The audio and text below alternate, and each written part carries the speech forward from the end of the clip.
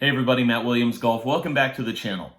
Well, the Masters is over, and it was a good Masters. There was some interesting feedback from the fans out there on all the different blogs and message boards and social media and everything. But I thought it was a great Masters with a really worthy champion of Hideki Matsuyama, which was pretty exciting.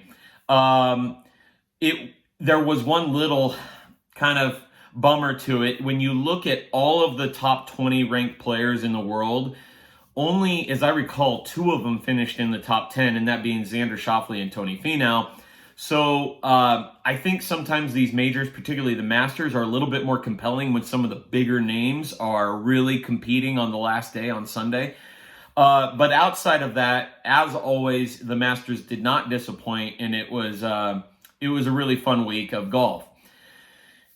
Last year, when in November, when the Masters was finished, I did a summary of how all the major brands in golf performed at the Masters. This year, I thought I would do something a little bit different. And what I thought I'd look at today is what drivers performed the best at the Masters. And some of this information is maybe what you'd expect. Some of it's a little surprising.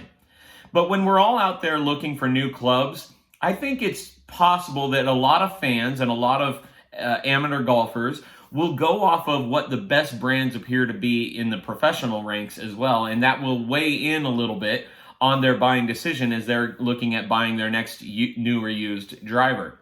So we're going to look at the performance of all the major manufacturers. Now, I was going to break this down by the specific model. For instance, with the TaylorMade, you got the Sim or the Sim 2 out there.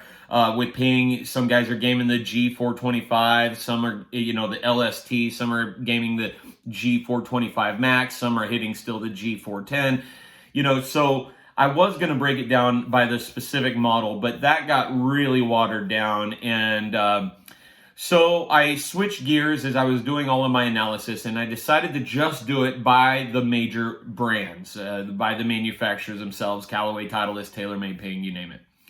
And the way that I'm going to analyze driver performance for this year's playing of the Masters is I'm going to do it by earnings. So I looked at all of the players that made the cut. I did not count any of the players that did not make the cut. I looked at and there's 54 players that made the cut.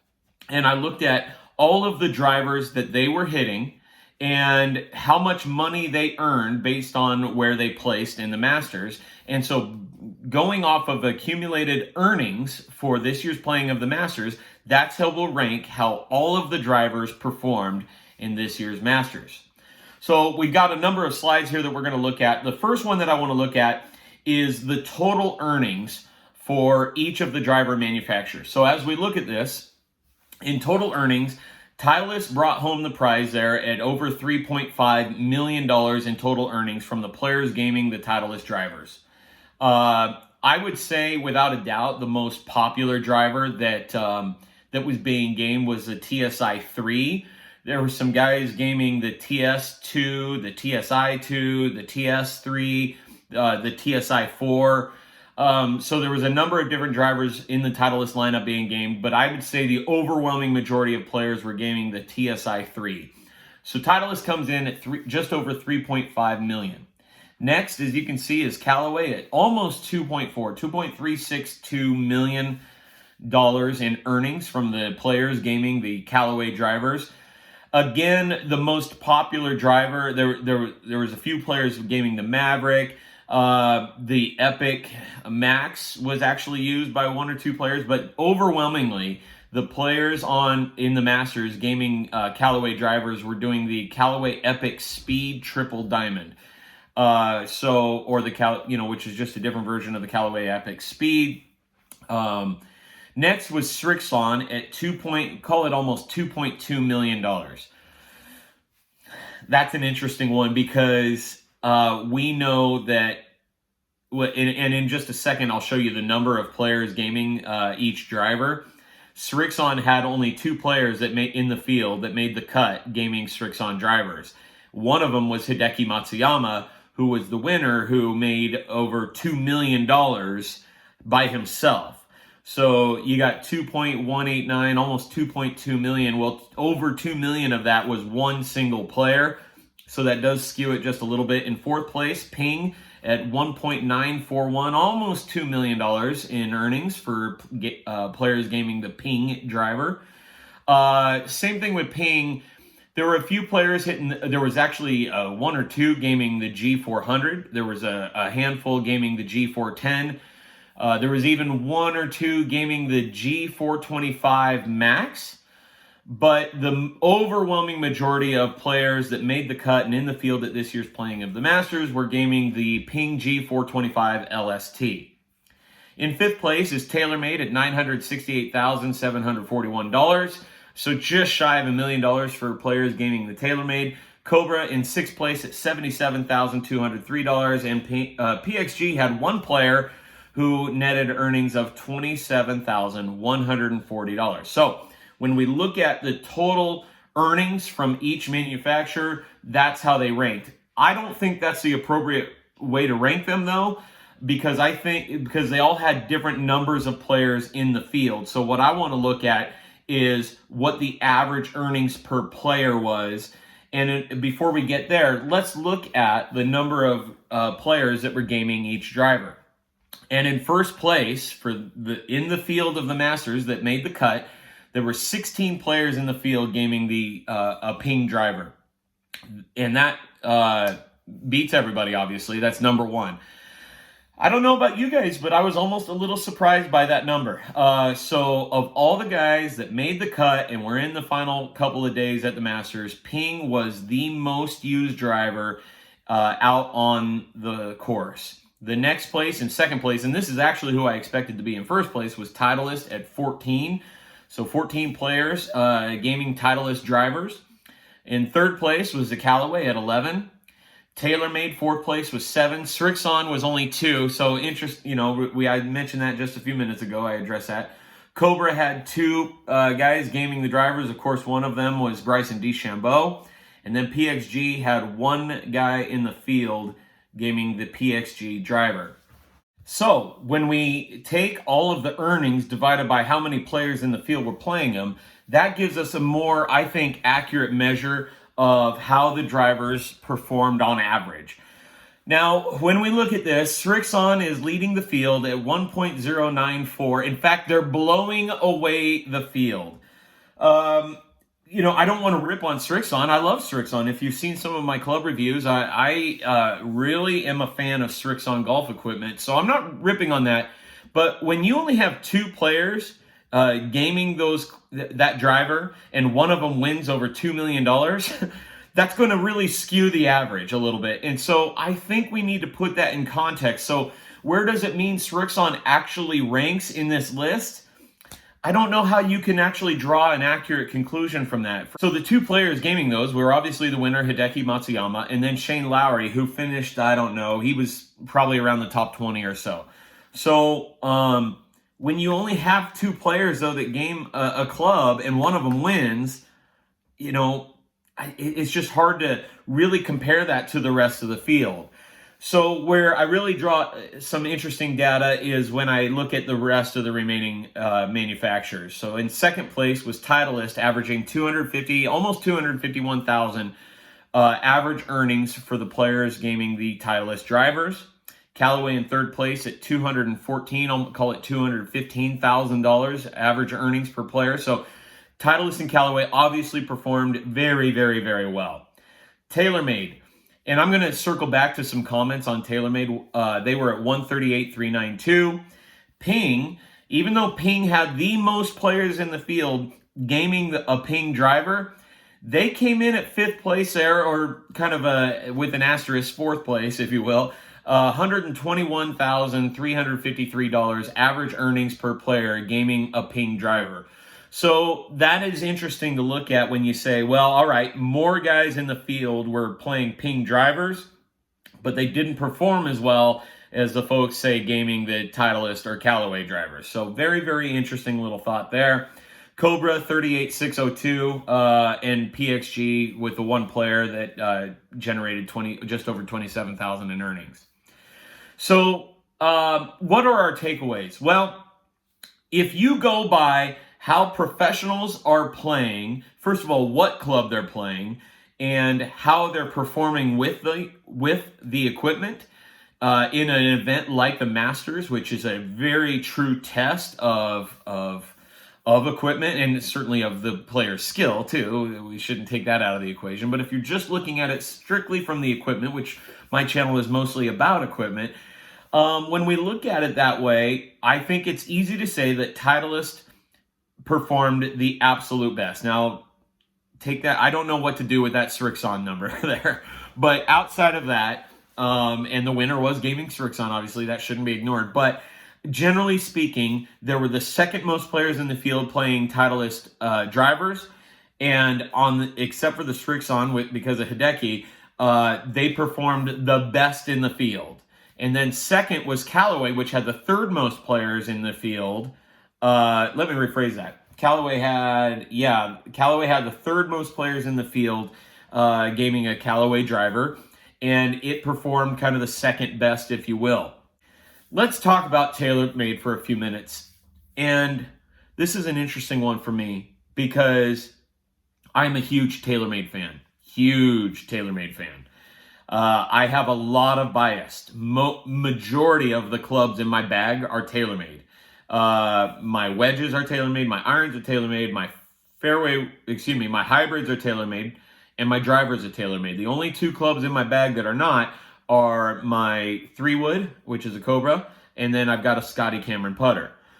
So I have a lot of bias towards TaylorMade. But guys, we got to talk about this. Something weird is happening with TaylorMade right now. It's just crazy because, first of all, of all the players in the field that were in the Masters, that made the cut in the Masters, of all those players, 54 of them to be exact, only 7 of them, 7 out of 54 were hitting a TaylorMade driver.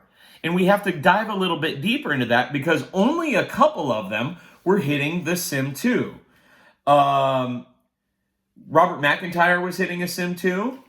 And let's see if I have it on my list. Charles Schwartzel was hitting the Sim 2, as was Tommy Fleetwood and Jason Kokrak. The other players, like Ryan Palmer and Colin Morikawa, were playing the TaylorMade Sim. So, especially when you have a high-profile player like Colin Morikawa, who is a TaylorMade affiliate or a TaylorMade ambassador, if you will, he has not gone back to the Sim 2. As soon as they released it, he gamed it in a couple events, and he went back to the Sim. Dustin Johnson, who was didn't make the cut, same thing for him. He was gaming the Sim 2 when it first came out, and now he went back to the Sim. Now, I believe, and I could be wrong on this, I believe for the Masters, Dustin Johnson dialed in and went back to the Sim 2. I'm pretty certain. And how interesting is that? He goes back to the Sim 2, and he doesn't make the cut. One of the other notable players gaming a TaylorMade driver was Justin Rose, who finished very, very high and was in the lead a majority of the weekend.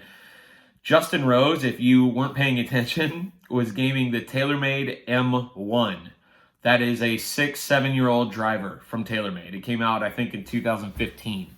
The TaylorMade M1. So the highest player in the field that was gaming a TaylorMade driver was using a 6-year-old or 7-year-old driver from TaylorMade.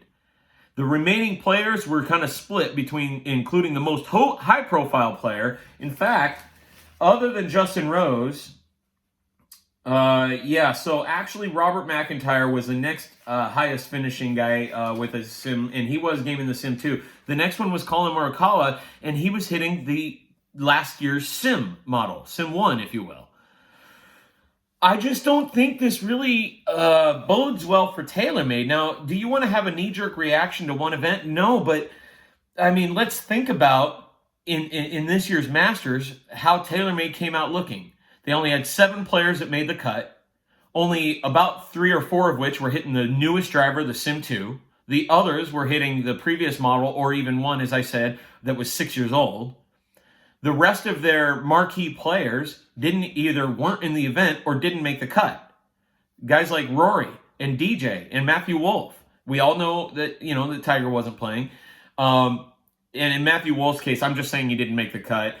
he was DQ'd after Friday because of that scorecard incident, but he wasn't going to make the cut anyways with his score, regardless of whether he was DQ'd or not. So it was just a ceremonial DQ, if you will, because he was already not going to be playing on Saturday. So of TaylorMade's marquee guys, most of them weren't even in the field on the weekend. And the ones that were in the field weren't even hitting their newest driver, a lot of them.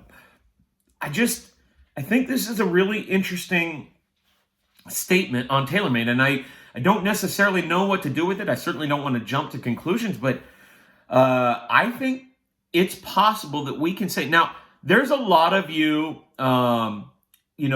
amateur golfers, even, really great golfers out there that have purchased a Sim 2 and you're in love with the Sim 2. I know a number of you. I've heard from a number of you through social media and on my YouTube channel here that are loving the Sim 2, and that's awesome. I've tested the Sim 2. I have not released a video on it yet, and I will hopefully soon. But I just think TaylorMade needs to be really careful here. They need to figure it out. Their ambassador or their kind of paid golfers that aren't hitting the Sim 2, they need to figure that out and get them hitting the Sim 2 if possible. Or is the Sim 2 really just not that good a performer?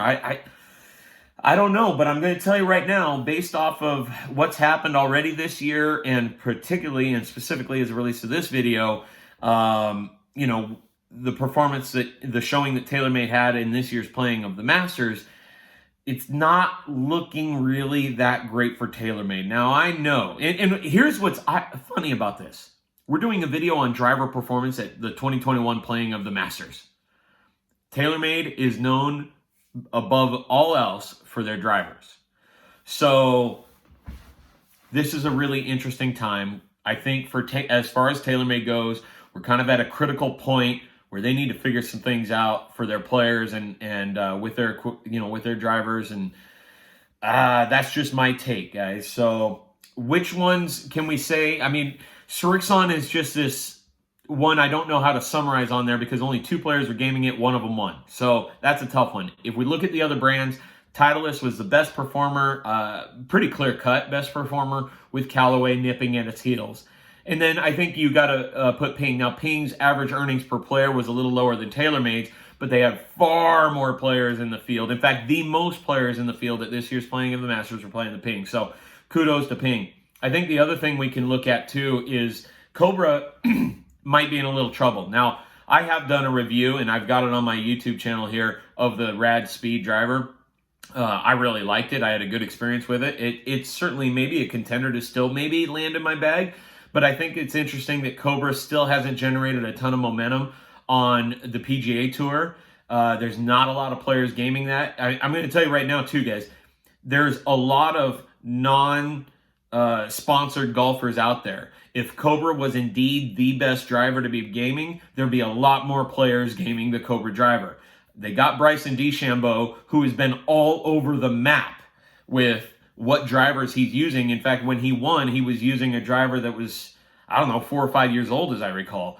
And then this year, he did not perform well at the Masters. He did manage to make the cut, which is great, but he really didn't perform that well, and he was supposedly using the Rad Speed version, obviously a significantly different version of it, but a Rad Speed driver that was supposed to really be dialed in for him, and then he doesn't go out and perform very well. So, I've kind of ripped on TaylorMade, said they're in a little bit of trouble. I think you can make the same argument that Cobra needs to, hopefully dial it in a little bit, because I'm a big Cobra fan, just so you guys know. But Titleist, the clear winner, Callaway nipping at its heels, Ping right there in 3rd place. That summarizes how the driver brands performed at this year's playing of the Masters, and some of my other thoughts that are more conjecture in addition. I hope you guys enjoyed this. One of the next videos that I'm going to be doing is a video to look at and analyze how the putters performed at this year's playing of the Masters. So stay tuned for that video. And then, of course, we're going to have a lot more golf club reviews coming up, as well as some other fun stuff on the golf course, because our weather is finally getting good now, and we can film a lot more stuff out on the golf course now. So lots of content coming your way. Thanks for watching, and we'll talk with you guys later.